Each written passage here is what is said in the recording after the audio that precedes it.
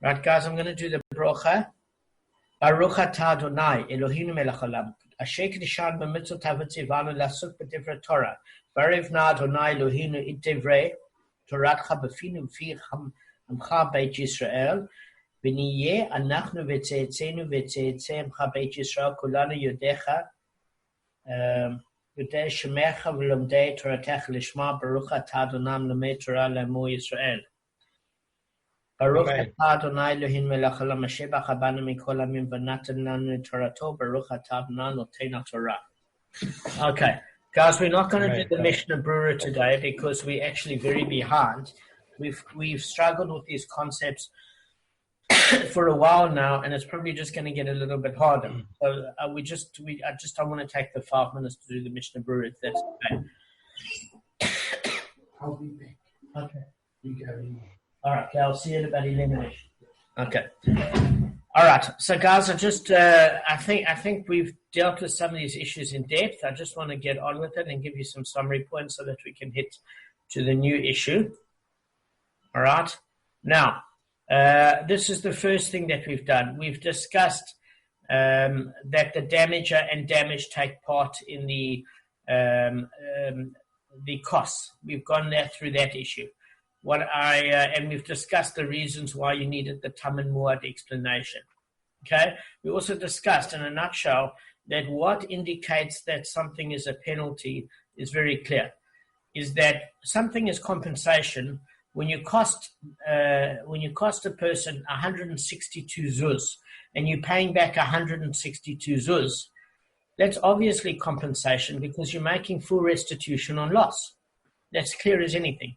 So anytime you have muad, the principle is it's compensation. No matter if it's a fire, if it's pit, if it's a muad keren, if it's ma'aveh, shain or regal.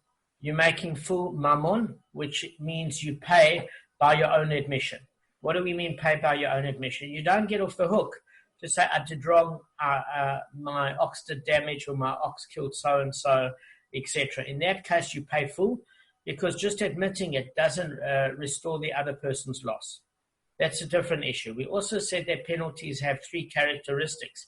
It doesn't have to have all of these 3. In some cases, it might have 2 of the 3, 1 of the 3, or all of the 3. And what this is, these are, what do you call it, indicators that it's a penalty. So what is deemed as a penalty? If it's a fixed amount. We learned this with Rav Oshaya and Rav Chisda when they were talking about the famous for theft, etc., that when it's a fixed amount, in that particular case, it's a giveaway that it's a penalty. So we say, for example, in the example of a Canaanite slave belonging to a Jew, it's 30 silver shekel pieces. And Rashi comes to bring that even if the slave is worth 1 dinar, that penalty can exceed the value of the compensation. So often the biggest clue is when it exceeds the damage. That you'd know it's a penalty. So for example, in litter, when Mayor Giuliani wanted to clean up the streets of New York, to pick up litter is easy, to clean a bit of spray paint. But again, what happens in that case is it's a penalty to put you off that sort of transgression. Sometimes Hashem allows the penalty to restore our souls. In the case of an offering, a chattas offering, an asham offering, etc. So it's providing a deterrent, number 1, and number 2, a way to cleanse our souls, like with the kofir payment. We also say by your own admission, you don't have to pay the penalties. So I think one of you guys said quite rightly, well, then what's the point? Kevin, I believe, said that. So the point is that we just want a structured and lawful society where what happens again is that we want the compensatory amount paid, and often the penalty is attached to the compensatory amount, where we're saying for a thief, let's just take the case of a 4-fold or 5-fold payment. The initial principal amount would be the compensation, and you're adding 3 or 4 times that value, which is the penalty factor. Now, we're not interested in being punitive, the Beis Din, and charging the person that much, but we want a deterrent because, again, if I say the thief wants to steal 100 zuz and he's caught and he pays back 100 zuz, he hasn't lost anything. He's only paying back what he stole. So there's very little risk for the thief, and that would create a lawless society. So if you're paying back and it's stinging you more than you stole, and the worst case scenario is you're paying back far more than you stole, that would deter a person. Am I making sense? And then when the court wants you to pay by your own admission, it's just say, listen, just do good in what you stole, and then we don't need witnesses, we don't need to trouble the court, you don't need to take a false oath in Hashem's name, just be a good person, come right and pay what you took. Fine. So whenever that says you pay by your own admission, compensation, it's mammon. Whenever it says you do not pay by your own admission, it's a knas, it's a penalty. Okay? So I think we've done these issues very, very clearly. The question that we have now is with regards to a tam, do we see it as compensation or penalty? Again, we needed to have a fixed position with regard to muad, because you can't have too many issues vacillating in the air. So the one thing of it is we clearly have established the mammon compensation is for muad. Fine. So now we're saying with the penalty, what's the case? And I'm going to give you a couple of summary points, and I want to get on to the next issue because we've got the stuff to do. So what it says here is, it says as follows, is that I'm just reading from my own personal notes, guys. You can see my handwriting here. I write like a doctor, but I don't have the intelligence of one. But at least I can read my own handwriting on a good day. All right. So what we've got here is we've got a clause that it's muad compensation. So how do we know it's muad compensation? Is in Ketubot 41a and 41b. It's outlined there very, very clearly. How is it outlined there clearly? It brings two cases. My ox killed so-and-so. And when it says my ox killed so-and-so, it's referring to another Jew. Well, it says my ox killed so-and-so's ox, meaning my ox killed the ox belonging to this Jew. This person pays on the basis of his own admission, meaning it's compensation. Fine. So then we're saying that since Rav Yossi Aglili determines that the kofir payment for my ox killing so-and-so is payable half for a tam, we're saying that maybe we're referring here to a tam. In other words, if my ox killed this person's ox, this Jew's ox, we're paying a tam on half the payment on the gufa of the animal, and my ox killed so-and-so, this other Jew, we're paying half the kofir payment. So it says here that tam could end up meaning that it's actually considered compensation. You know, with a question mark, it actually asks us as a question. Now, if you don't read the notes or you don't study it, it sounds like a statement, but it's not. It's a question. It's proposing that it could also work in the case of a tam where it would be compensation. And what the Mishnah is saying, no. This case where my ox kills so-and-so, meaning the person's ox kills another Jew, or my ox killed the ox of another Jew, in this case, it is a muad. The Bryce of the Mishnah, it's muad. Fine. Now we know it's muad, we know it's compensation. We haven't resolved the tam issue. Now we're saying, all right, but there's something wrong. We learned the principle of a shir ketzi. So a shir ketzi means that, this is the explanation given by Tosfot, is that apparently it's like a shopping list.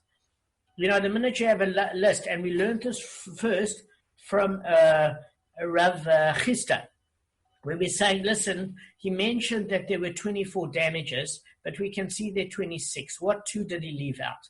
So in other words, if it's numbering it, it's implying it's part of a greater list, always. And if it's only one thing missing, you add it to the list, and then there's no need to number it. It says these are the issues. It doesn't say there are 24, there are 23.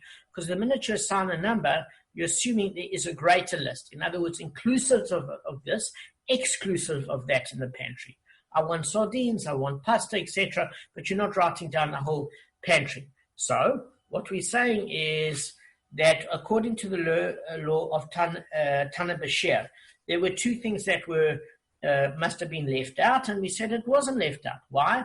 Because the issue was that they were saying the Gemara should have been more clear if you're reading it as a novice, is that we learned for muad it's compensation, but the subclause is for tam, it should be a penalty, or it should say that there's muad for what? Sorry, it's compensation for what? Both muad and tam. So either you're going to say it's compensation, mammon, for both muad and tam, or you say it's compensation for muad, but then tam is a penalty. So they're saying, well, you didn't say that. We only learned from a tam one thing, is that, again, half payment damages from the gufa of the animal. But it's saying maybe it missed that subclause, and maybe it also missed out the case of the kofir payment, and we're saying no, because it's proposing that this Mishnah is according to, and the Bryce according to Rav Yossi Aglili, that talks about half kofir for a tam ox. So it says nothing was left out. So now we say, well, what actually is the case? If you want to prove that tam is a penalty, all you have to do is you say, listen, my ox killed the Canaanite slave of another Jew, and therefore it's 30 silver shekels, and he does not pay by his own admission. So when we use the term does not pay by his own admission, it's a clue. It means it's a penalty, and it's a set amount, 30 silver shekels, which means being a set amount, it's a penalty because it's not done again based on what that slave is worth. And whenever, this is a very important principle, it can exceed the value of what damage you cause, it's a penalty. As Rashi brings, even if a slave is worth one dinar, you pay 30 silver shekels. So what it's saying is, why don't you bring this particular Mishnah to prove the case of a penalty with regards to a tam? Because you can't argue that by the minute it says with a kofir payment, the killing of a Canaanite slave, you don't pay by your own admission, it means it's a penalty. And for the fact that it's a fixed sum and can exceed the value of the slave. So it says, why don't you bring this Mishnah?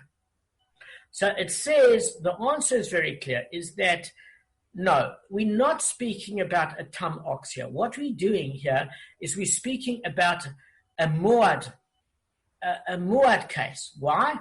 Is that this is a forewarned muad ox that's not innocuous, meaning it is a habitual gora, and it killed the Canaanite slave.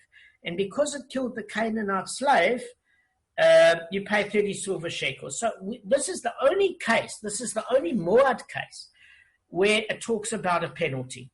So just to answer your question, you can say, but we thought that with regards to a muad, you always pay compensation. Do you remember? So we're saying that sometimes you have a penalty in addition to compensation. Why? Let me give you a perfect example. We learned this. I showed you the evidence of a thief. And in fact, Arthur read the Mishnah, and Kevin also read the Mishnah when we did the example yesterday of Kevin and Gavin, and Arthur read it 2 days ago, which is said, for a thief, we're not talking here about, let's not talk about an ox being stolen or sheep, a standard thief. You pay double. And what does double mean? The compensation is the principal amount, and you pay a penalty of 100% more than that. So if you owe 80 zuz, you pay back 80 zuz compensation, and you pay another 80 zuz penalty. But if you admit to it and don't trouble the court, you only pay the compensation. So there we learn that for a thief is naturally muad. We learned in the beginning that there's certain damages that don't get the benefit of the doubt. It was one of the very first pieces of Gemara we learned, that when somebody breaks the rules of society and creates anarchy, havoc, and mayhem, they're not treated with leniency. In the case of a tam ox, this is an ox that wasn't having a nature to gore. The minute somebody breaks the law, they're muad. We said bave, man. The minute man breaks the law, and we learned this in the case of a custodian. Do you remember even in the case of the 4 custodians, when you have to pay, it's muad? Because it's only in the case of a case of where there could be a tame animal. So even in the case of muad, you do have examples of where there is the compensatory amount, and in addition to that, the penalty. So we learn that the killing of a Canaanite slave, there is the penalty of the 30 silver shekels. And we're saying that this particular Mishnah is talking about a muad ox. So we do not know now what to do with tam. We're saying, is tam a penalty or is tam compensation? According to Rav Papa, it's compensation. According to Rav Huna ben Yeshua, it is a penalty, a knas. So let's unpack the point by point, and then we're going to come to some conclusion. Okay. And then we're going to get out of this Bermuda Triangle we've been in for days. Fine. All right. Now, this is what I wanted to mention to you guys. Just give me 1 second. All right. So let's just discuss the general rule, okay, and then we'll read it out of the Gemara. Is that we say, is half payment for the damage of a tam a fine, meaning a knas, a penalty, or is it compensation? So the Brisa states the general rule is any payment more than the damage is not paid due to an admission. I'm going to read it again from the Brisa. The general rule is any payment more than the damage is not paid due to an admission. And I'm going to ask you guys one question, and then I'm going to finish up. I don't want to delay. All right, so guys, can you answer that question? Say once more, just please, once more. With pleasure, Marco, with pleasure. So this is the point I'm trying to say. The Brisa says the general rule is any payment more than the damage you caused is not paid due to an admission. Okay, so in other words, you cost 100 zuz worth of damage.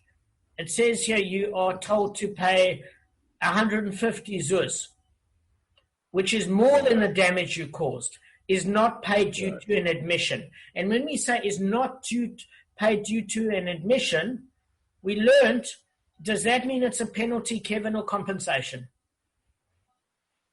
Just say that again, sorry. Okay, guys, please, I need you to concentrate. Otherwise, we're going to be stuck here for weeks. I'm going to repeat this. Please give me a few minutes. It's no problem. It's no problem. So the general rule is, according to the Brisa, any payment more than you damaged is not paid due to an admission. And if we say you don't pay due to an admission, Kevin, what does it mean? Is it a penalty or compensation? Penalty. Exactly. So we're saying, listen. And is it a fixed? I can't hear you, Michael. Damon, is it also implies that the penalty is a fixed amount, or is that only? No. We've already stated many Mishnayos ago that when it's a fixed amount, when we did the damages with Rav Oshaya and Rav Chesed, it's a fixed amount. Then according to Rashi and Tosfot, it's a penalty. What we're saying here is the first clue is as follows. The Brisa says, general rule, any payment more than the damage, we learned a general rule. If you're paying more than you damaged, it's not compensation, because compensation is paying what you damaged. That's your first clue. Second clue is what, in this case with the Brisa, is not paid due to an admission. And we're saying when you're paying compensation and you damage somebody, you could come out and say, listen, I did wrong. That's very nice. You did wrong. You came right. But you still have to compensate the person for their loss. So the very fact that you don't pay due to an admission means it's a penalty. First clue, you pay more than you damaged. That's a penalty. Second clue, you don't pay by your own admission. Okay. That is a penalty. So we've got two clues. So now the rule is, if when you're paying more, you don't pay by your own admission, meaning it's a penalty, what do you infer from that? This is what the Gemara is trying to say. You infer from that the following. Any payment that is less than the damage is paid due to an admission. Okay, so let me just repeat that. We're saying anything more than what you owe, you don't pay due to an admission, because when you admit it and you don't pay, it's a penalty. And you're paying more than what you owe. So we're saying that's a penalty. But what is the inference? Logic would tell you is if you're paying then less than what you owe, then maybe you do pay by your own admission, meaning it's compensation. Isn't that the logical inference, Kevin? Yeah. Isn't that the logical inference? Guys, just nod if you understand. Yes or no? Yeah. Yes. Fine, excellent. Shame, Kevin, I know you're a little But mine's all over the place. It's not a problem. It's not a problem. We record this because you can just watch it again. I promise you, nobody's pointing anything else. I have exhausted days as well. Promise you, no one's criticizing. But I'm just saying, watch the video again because I know you go for a run, you're fitter than us, you're exhausted. There's no issue. All right. So all we're saying here is if we're assuming that any payment more than the damage is not paid due to an admission, meaning it's a penalty. Any payment less than the damage is paid due to an admission. So we're saying if it's less than the damage caused, then it is compensation. We do pay. So we're trying to find out what tam is here. Because tam, we pay, what do we pay? We're paying less than we owe. Again, you pay half damages from the gufa of the animal with tam. So we're saying maybe it's according to Rav Papa, where any damage less than the damage is paid due to an admission, meaning it's compensation. Why, Gavin? Because we learned the converse. Clear rule from the Brisa. Anything more than you damaged, you don't pay by your own admission, it's a penalty. So we're saying then maybe it's inferring the opposite. If you pay less than you damage, you pay by your own admission, therefore it's compensation. It's a question. Does it go according to Rav Papa? What is the answer? The Gemara says no. The inference that any payment, only any payment that's equal to the damage is paid due to the admission. Meaning, it's saying no. Only if you damage the exact amount and you pay the exact amount, that is mammon. That's compensation. You can't necessarily assume that what you pay less would be compensation. You can't assume that. The person is not necessarily being compensated. According to Rav Papa, yes, there is compensation, but the person is shown leniency because it's a tame ox. But you can't make that assumption that it goes according to Rav Papa. We don't know yet. So we're saying the only thing that you can determine based on evidence is if you pay exactly what the person lost, that is mammon, that's compensation, and you pay even if you admit to the crime. Very nice you admit it. You still have to pay. Does that make sense? So the Gemara is clearing up that wrong inference. Next point. So we want to say a question. The Gemara is saying, okay, so then what's the rule here? Do you say that less than the damage is paid due to an admission? So what is it saying if the question, it's saying, so if we pay less than we damage, do you pay due to an admission? So if you pay due to an admission, what does that imply, Gavin? Generally imply that it's compensation, but Exactly. because it doesn't match the amount of the damage. Yes, so exactly what Gavin's saying. It's asking. That's why it's asking the question. It says, all right, so let's just get this clear. If we pay less than we damaged, do you still pay due to an admission? In other words, it could have asked the question is, if we pay less than we damaged, is it compensation? But we learned that the minute you pay by your admission, it's compensation. It doesn't have to use the word compensation. Does that make sense? So why I'm teaching you this principle is I don't want the complicated way the Gemara explains it to throw you off track. Why? You pay by your own admission, it's compensation. You don't pay by your own admission, it's a penalty. So just once you switch your brain to that, you won't get confused when you're reading it. It should use the words, because this is where we were all going wrong, where it's very complicated.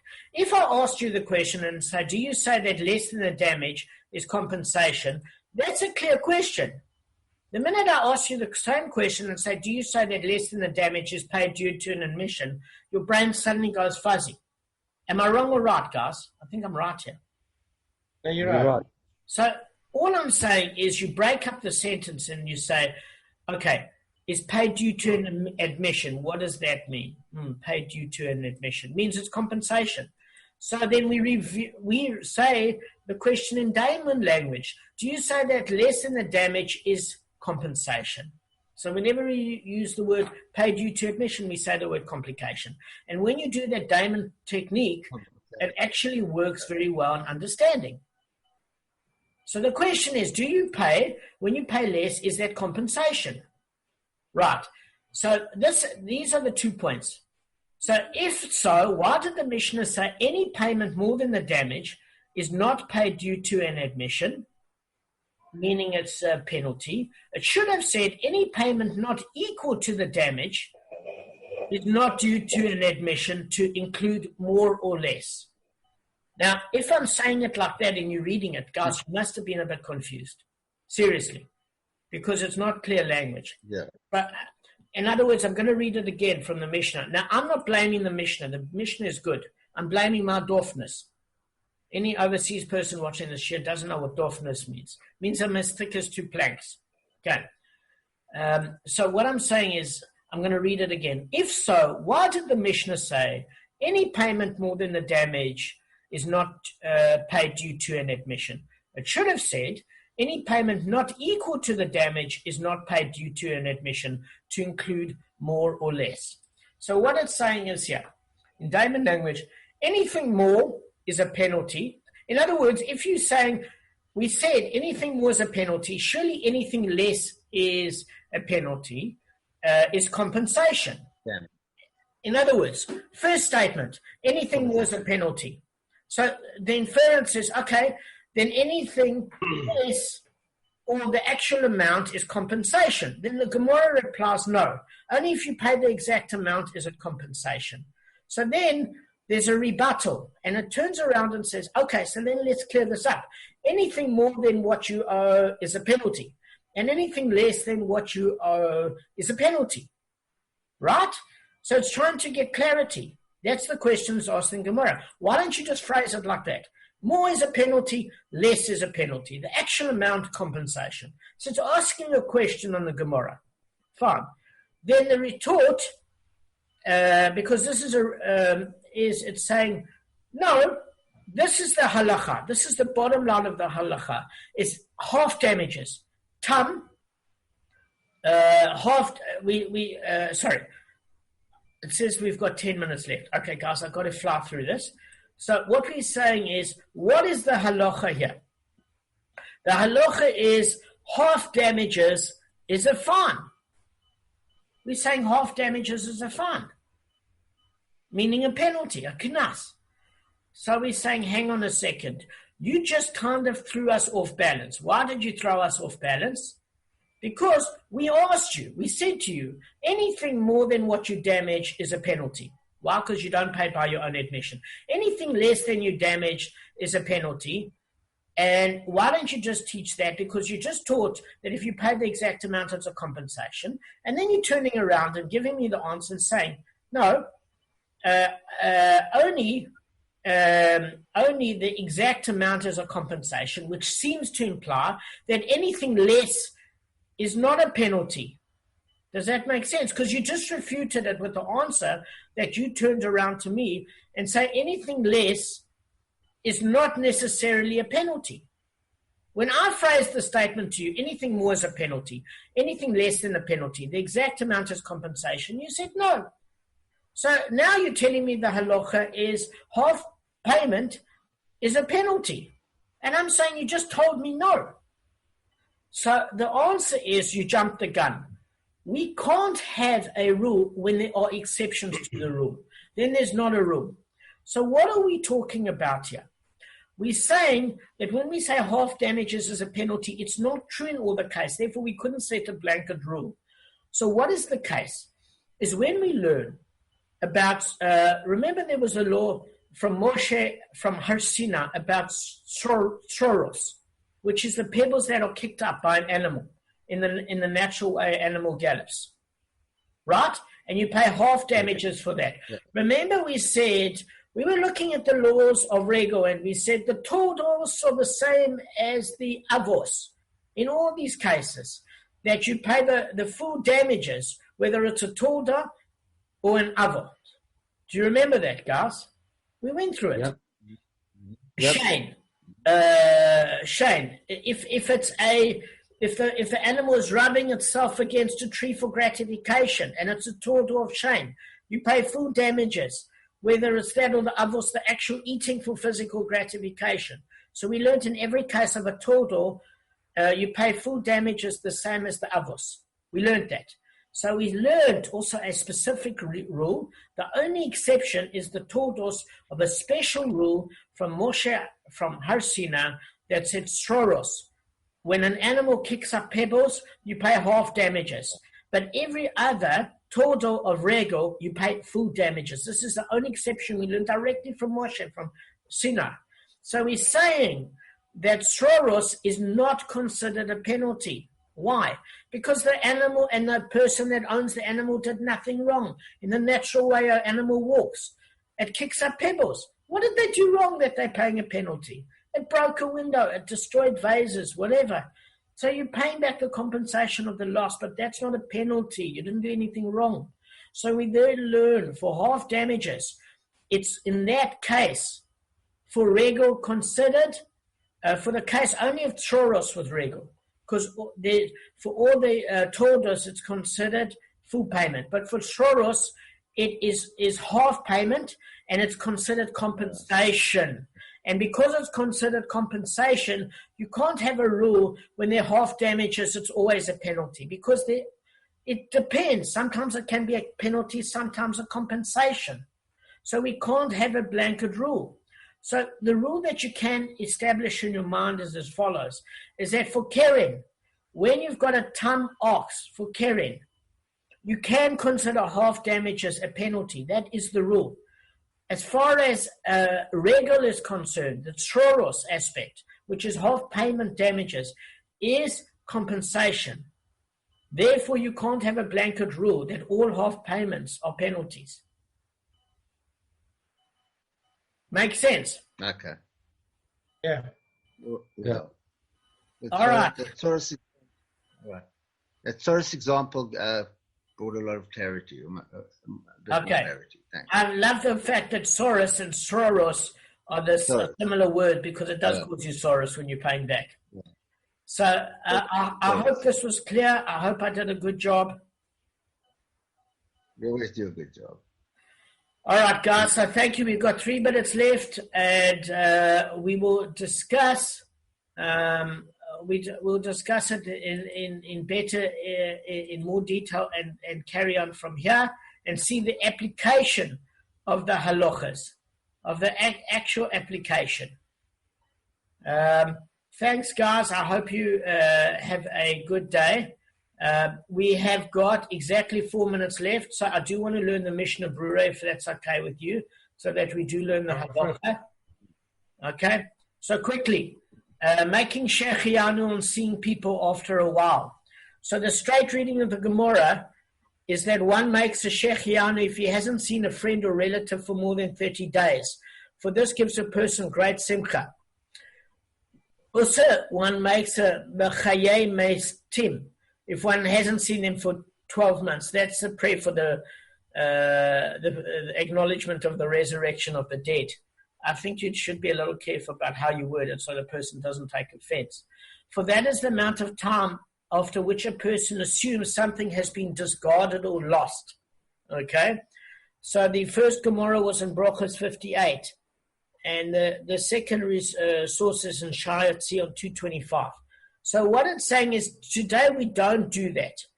We don't make Mechayehe Meitim for resurrection of the dead. We can say a Shechianu if we don't see a person. But we wouldn't say resurrection of the dead. Why? For a few reasons. Firstly, today, guys, we've got Skype, we've got WhatsApp, we've got Facebook. If anything happens to anybody, we know immediately because of the communication. So the reason why you made it from a rationale point of view was simply because with bad communication, if somebody was living in a different country before the telephone, you didn't know if something happened to them. So, you were worried about them. So you don't do that today. Okay? You certainly don't do that, the halacha states, of somebody if you haven't seen them of the opposite sex for that period of time.